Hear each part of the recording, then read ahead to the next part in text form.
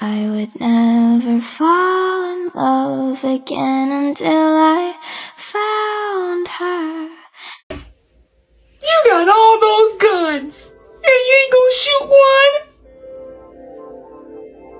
Nigga, fuck you talking about, nigga, that's me right there. Fuck you talking about.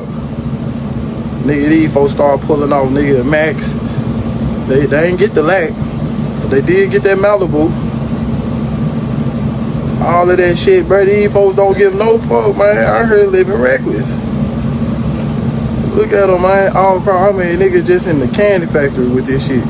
First at 4:30, we are learning more about a shooting that left a man dead in North Memphis early this morning. Memphis police confirmed they visited the home just hours before the deadly shooting. 3:30 in the morning, North Memphis, Tennessee. A 24-year-old father of four walks out his front door to take the trash out. A simple task, something you do without thinking. He never made it back inside. If this is your first time here, True Crime Tragedies covers the cases that need to be heard. Hit subscribe and turn on notifications so you never miss one. His name was Cameron Marshun Newby, and by the time the sun came up on May 15, 2024, his children had lost their father, his mother had lost her son, and a community had lost another young man to gunfire that should have never reached him. But here is what makes this case different from the hundreds of shootings that happen in Memphis every year. Cameron's family does not believe this was random.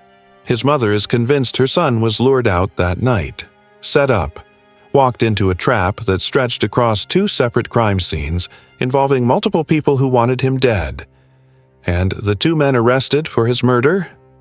They walked free, not because they were found innocent, not because the evidence disappeared, because the system failed. This is the story of Cameron Marshun Newby. And if you are hearing his name for the first time right now, that is exactly the problem. Cameron grew up in Memphis, a city that carries the weight of its reputation in every headline. High crime rates, underfunded neighborhoods, and communities that have been screaming for help for decades. North Memphis is one of those communities, the kind of place where people look out for each other because they learned early that nobody else was going to do it for them. And in that environment, Cameron became a father. Not once, not twice, 4 times. 4 children who depended on him. 4 little faces that lit up when he walked through the door. By every account from the people who knew him, Cameron was not just present in his children's lives, he was devoted. He showed up. He stayed.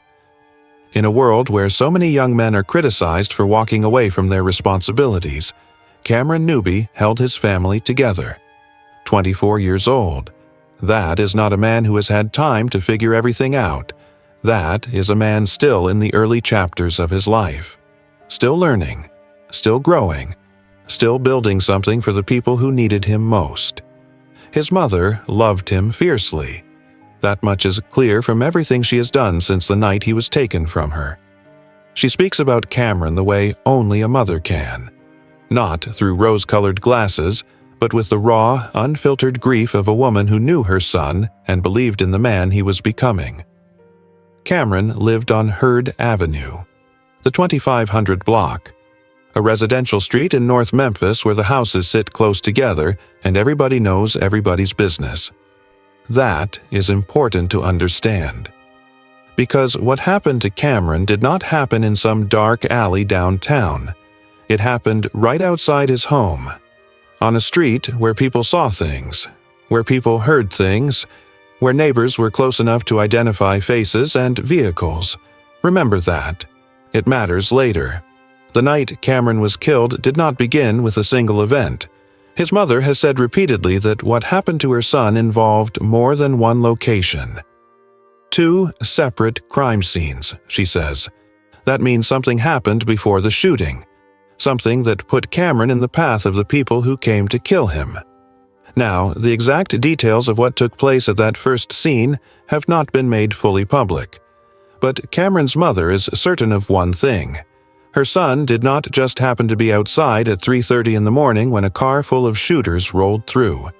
She believes he was pulled outside, manipulated into being exactly where they needed him to be, at exactly the right time. Think about that for a second. If she is right, then this was not a drive-by in the way most people imagine it. This was a coordinated act. Someone or multiple people knew Cameron's routine. They knew where he lived. They knew how to get him outside that door. And at 3:30 a.m., on that quiet stretch of Hurd Avenue, a white Nissan Maxima appeared. Witnesses say the car came through the neighborhood slowly. Not speeding, not rushing, almost deliberate. The car made a U-turn on the block, positioning itself for a clear line of sight. Then the shots came. Cameron was struck. He went down right there, just steps from his own front door. By the time help arrived, it was already too late. A 24-year-old father, gone. Just like that. And somewhere in Memphis, a white Nissan Maxima disappeared into the night. The 2500 block of Hurd Avenue was not empty that night. People were around. People were awake. And when those gunshots cracked through the silence at 3:30 in the morning, they did what most people in that situation would do. They looked, they watched, and some of them saw exactly what happened. Multiple witnesses observed the white Nissan Maxima cruise through the block. They saw it slow down. They saw it make that U-turn. And they saw the gunfire come from that vehicle, striking Cameron where he stood. These were not vague descriptions from people hiding behind curtains half a block away. These were people close enough to identify the individuals inside the car. Cameron collapsed just steps from his front door. The same door he had walked through moments earlier carrying trash, a routine task on an ordinary night that became the last thing he would ever do. By the time emergency responders reached him, Cameron Marshun Newby was gone. He was 24 years old. His 4 children were inside that house. Whether they heard the shots, whether they woke to the chaos of flashing lights and sirens and strangers flooding their street, his family has never publicly said. But those children were right there, feet away from where their father took his last breath. First at 4:30, we are learning more about a shooting that left a man dead in North Memphis early this morning. Memphis police confirmed they visited the home just hours before the deadly shooting. WRAG's Kwamitra Wilburn explains why family members believe the victim was targeted. Driving away in a shot-up Honda Accord is a family on their way to plan a funeral. They didn't want to go on camera, but say their loved one was shot and killed at this home on Hurd Avenue early Wednesday morning. Family says the victim was ambushed and killed while taking out the trash. Memphis police say he died at the hospital. Around 4 o'clock. Neighbors say they were shocked by the massive police presence. However, WREG learned this was not MPD's first visit to the home that night. Crazy. I mean, after a while, you just get numb to it. Memphis police confirmed they initially responded to a shooting at that same home hours before the ruthless killing. According to a police report, a woman was sitting in a car in her driveway with her boyfriend when her ex-boyfriend approached them. MPD says the woman and her ex got into an argument after she told him to leave. She says the suspect appeared to be intoxicated. During the argument, the woman says her current boyfriend, who is listed as the victim, told the suspect he was, quote, being disrespectful. At that point, the suspect reportedly said, "Oh, it's on," as the victim walked away. The report says the suspect ran to a white vehicle, was given a gun by someone inside, fired several shots at the victim, and then left. Now, no one was injured during that encounter, but family members of the deceased say they believe the same person returned hours later and killed the victim. Memphis police have not confirmed whether the gunman in both shootings is the same person, but police say the killer was last seen in a white Maxima. This is an ongoing investigation. And Cameron's mother was not even in Memphis when it happened. She was out of town picking up one of her other sons. She got the news the way no parent should ever receive it. A phone call. No chance to rush to the scene. No chance to hold her son's hand. No chance to say goodbye. She found out her child was dead through a phone pressed against her ear, miles away from where he lay. Memphis police responded to the scene on Hurd Avenue and immediately began canvassing the area.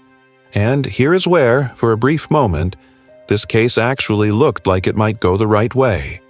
Witnesses cooperated. They came forward. They gave statements to detectives. They described the white Nissan Maxima in detail. And critically, they identified the people they believed were responsible for the shooting.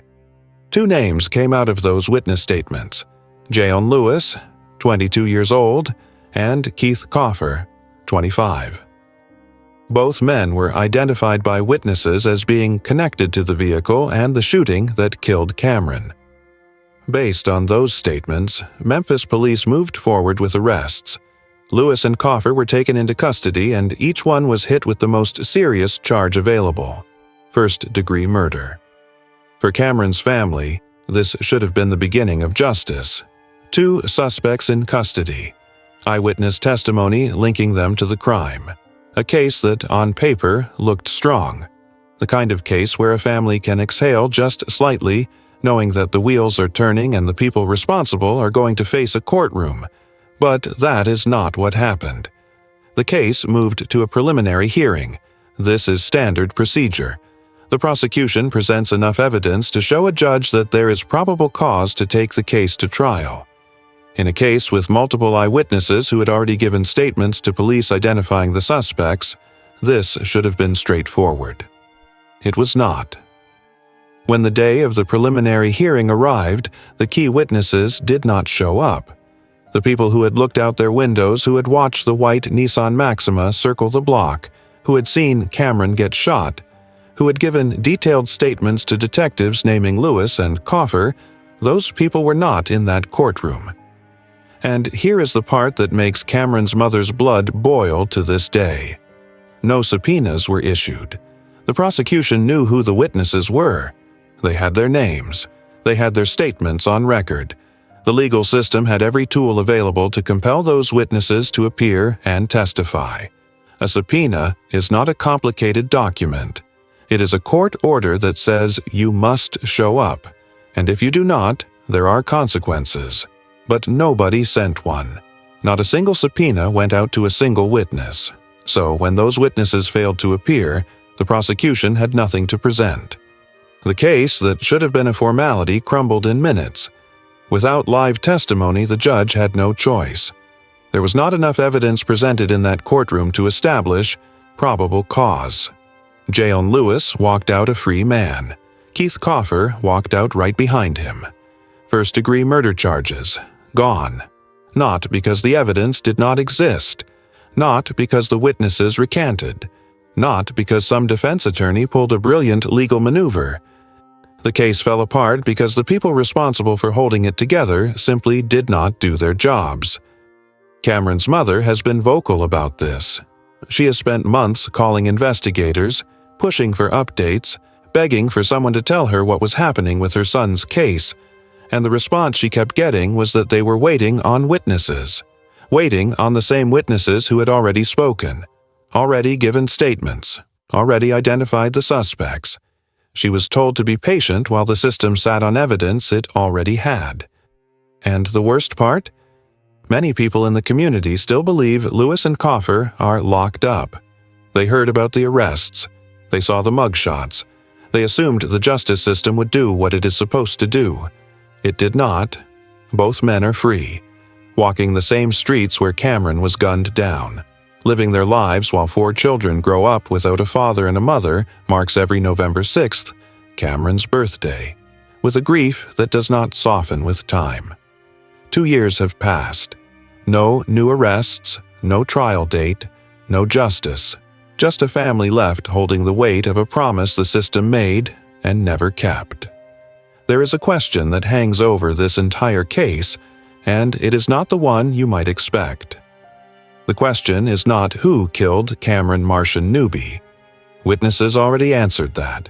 They gave names. They gave descriptions. They cooperated with law enforcement in a city where cooperation with police is not something people do lightly. In Memphis, talking to detectives can put a target on your back. And still, people came forward. They did what the system asked citizens to do. The real question is this: why did the system stop working once the citizens did their part? That is what haunts Cameron's mother. Not just the loss of her son, although that alone is enough to break a person. It is the knowledge that the people she believes are responsible were in custody. They were charged. The case was moving. And then someone somewhere along the chain dropped the ball so completely that two men accused of first-degree murder walked back into the world as if nothing happened. No subpoenas. That is the detail she cannot get past. And honestly, neither can anyone who hears this story for the first time, because subpoenas are not optional extras in a murder case. They are fundamental. They exist specifically for situations like this, where a witness might be afraid, might be pressured, might simply not want to get involved.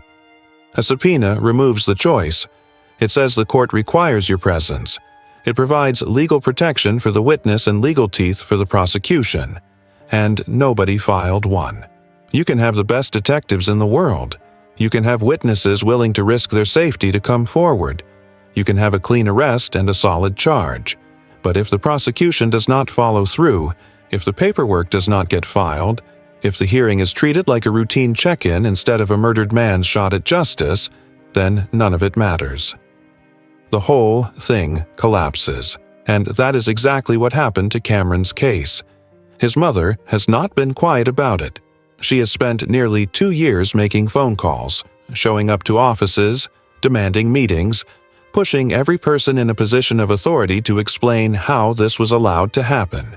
She has done the work that the system should have done on its own, and at every turn she has been met with the same hollow response. We are waiting on the witnesses who already talked. There is something deeply wrong when a grieving mother has to become her own investigator, her own advocate, her own legal strategist, just to keep her son's murder case from being forgotten. Cameron's mother did not go to law school. She is not a detective. She is a woman who lost her child and discovered that grief is not enough to move the machinery of justice. You have to push it. You have to stand in front of it and refuse to let it stop. And she has. Every single day since May 15th, 2024. Cameron Marshun Newby would have turned 26 this past November. His birthday falls on November 6th, a day his mother now marks not with celebration but with remembrance. She keeps his name alive on social media. She shares his photos. She tells his story to anyone willing to listen, because she understands something that a lot of people in her position come to learn the hard way. Silence is the enemy of justice. The moment people stop talking about Cameron, the moment his name fades from public memory, that is the moment his case gets buried under the thousands of other files sitting in a system that is overwhelmed, underfunded, and too often indifferent to the lives it is supposed to protect. Cameron's 4 children are older now. They are growing, learning, asking questions that no adult in their lives can answer without breaking apart inside. Where is Daddy? Why is Daddy not here? When is Daddy coming home? Those are questions that do not go away. They grow with the child. They show up at school events when every other kid has 2 parents in the audience. They show up on holidays, on birthdays, on random Tuesday afternoons when a little boy or girl sees something that reminds them of a man they are slowly, painfully starting to forget. That is the real cost of what happened here. Not just a man killed, not just a case dropped, but a family fractured in a way that no verdict, no conviction, no amount of time will ever fully repair. And somewhere in Memphis, the people who know what happened that night are still carrying that information. Maybe they are afraid. Maybe they have been threatened. Maybe they simply do not believe that coming forward will make a difference after watching the case fall apart the first time. But it can make a difference. Cases have been reopened on a single tip. Convictions have been secured years after the crime when one person decided that staying silent was no longer something they could live with. If you know something about the murder of Cameron Marshun Newby, Memphis Crime Stoppers is waiting for your call. The number is 528-CASH. That is 528-2274. You do not have to give your name. You do not have to show your face. You just have to make the call. Cameron's mother is not going anywhere. She will keep fighting until her son's name is attached to a conviction, not just a memory. 4 children deserve that. A mother deserves that. And Cameron deserves that. Cameron Marshun Newby, 24 years old, father, son. Remembered. We cover cases like this every week on True Crime Tragedies. If you do not want to miss the next one, subscribe and turn on the bell. And if this story stuck with you, share it. You never know who might be holding the missing piece. Long live my brother, man. Ready to talk. Long live my motherfucking brother, man. I've been gone 4 years, man. First thing I heard when I came out the pen, man, my brother died. We supposed to make plenty of songs together. Don't worry, mama gonna be straight, your kid gonna be straight. Don't worry about this shit. You feel me?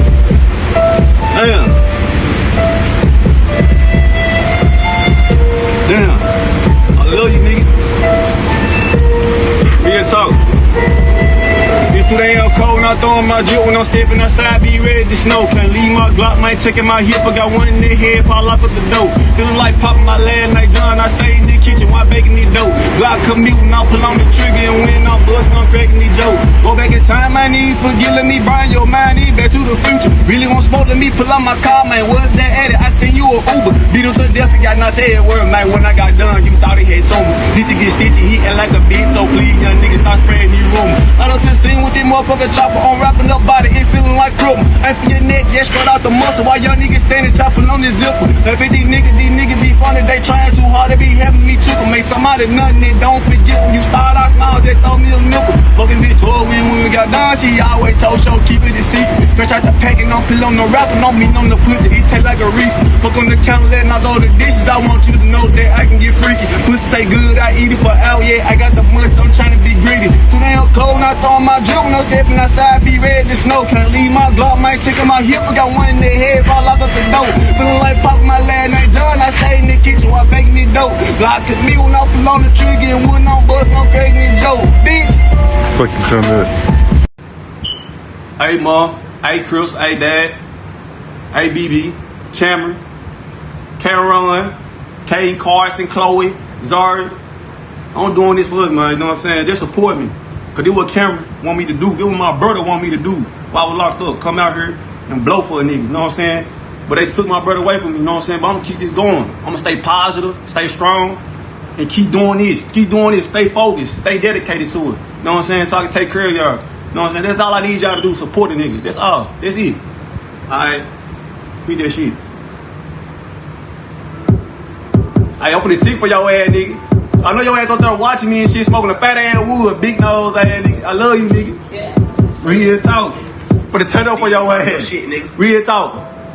I'm tossing and turning it late at night. I can't even sleep cause I'm fighting with the demon. Nigga get grown, get light, get hard. I want you to know that life won't be easy. Back on the hoe, no macaron, no meat, no pussy. I better get cheese. Just like a baby, that hoe sucking dick. Shoot, you straight gun, that hoe started teeth. Open my fridge, I got hella steak. Yeah, open the cooking, I'm having the feast. Got me a bird, she ready to fork. I beat up the pussy, I turn to a beast. Niggas gon' shoot when I make me a call. Yeah, Kansas City, I feel like a cheat. Love me some fall, now see me a op. Big Glock gon' blow, turn you to a lead. Got me a map and I'm stepping in boots. It's been a little bitch, I'm trying to find door. Whole stay line, yeah, just like a book, they ready to read. Don't tell me no story. Remember that show, name me the Browns. I want me a cougar, I'm talking about core. Need me a chick with no toe, nigga Glock. I get stupid crazy, I got a disorder. Chopping with Steve, she born in China. I'm spilling some fish, on me, on some sushi. Love me a nigga that loves and hate. Come most of my haters, they turn into group. Fucking these twins, they think in the bitch, and both their name was bad and blues. So with the bed, and when I got done, I grabbed me a towel, I went like a cruise. First night wrong when I took out the pot, and I'm boiling his brain, I'm cooking some noodles. Just like the army, I'm ready for what? He told the 9, I'm told bazooka. Yeah, I'm a dog, I feel like a pit, don't treat my op. I'm a personal tutor. Give me not less to rook ass niggas that hit my line, I'm a personal tutor.